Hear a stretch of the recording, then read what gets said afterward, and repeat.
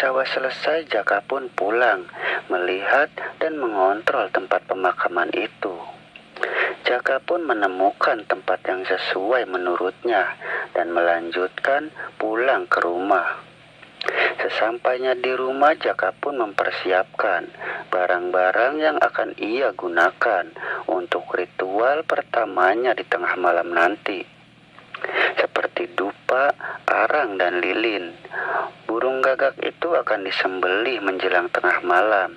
Setelah semuanya telah ia siapkan, Jaka pun duduk di depan rumahnya, menunggu menjelang tengah malam.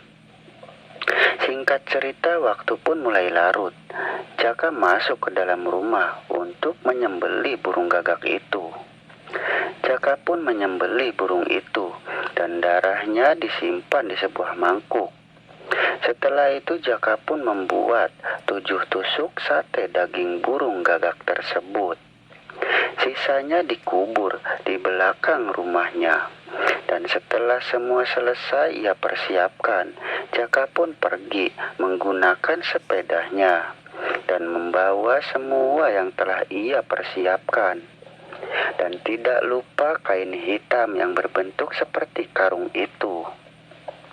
Jaka mengayuh sepedanya menuju pemakaman, dan tidak lama kemudian Jaka pun sampai di tempat itu dan langsung memulai ritualnya.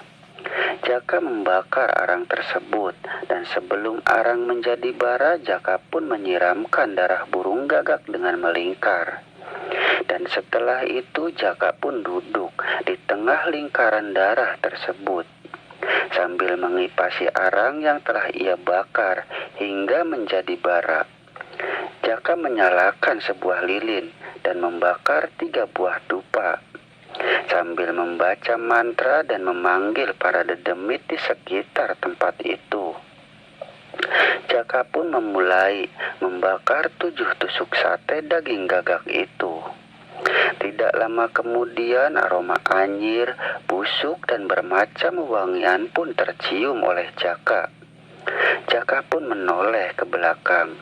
Jaka terkejut karena satu persatu para dedemit menampakkan sambil mendekati Jaka dan bermacam rupa sosoknya masing-masing. Seperti genderuwo, kuntilanak, dan yang lainnya. Yang pertama mendekati Jaka ialah sosok lelaki dengan muka yang hancur, 2 bola matanya keluar dan beraroma bau busuk yang menyengat. Sosok itu menyulurkan tangannya, memberikan bertumpuk sobekan kain kapan yang kecil-kecil, sambil meminta 1 tusuk sate tersebut. Jaka pun sambil gemetar memberikan 1 tusuk sate itu, dan setelah menerima sate, sosok itu pun menghilang dari pandangan Jaka. Tidak lama kemudian sosok genderuwo dan kuntilanak mendekati, yang membawa bertumpuk-tumpuk daun kering dan meminta sate tersebut. Dan berlanjut sosok-sosok yang lainnya pun demikian. Setelah sate itu habis, Jaka pun memasukkan sobekan kain kapan kecil-kecil, daun kering, dan sebagainya menggunakan kain hitam tersebut. Setelah semuanya selesai, Jaka pun membereskan dan membersihkan tempat itu agar pagi nanti tidak ada yang mengetahuinya. Jaka pun pulang sambil menggendong kain hitam itu yang berisi daun kering dan sebagainya. Sambil mengayuh sepedanya itu, singkat cerita Jaka pun sampai di rumah dan melanjutkan ritual berikutnya. Di dalam rumahnya yang sepi, Jaka pun membakar 7 buah dupa yang ditancapkan melingkari kain hitam itu, sambil membacakan sebuah mantra dari kakek itu.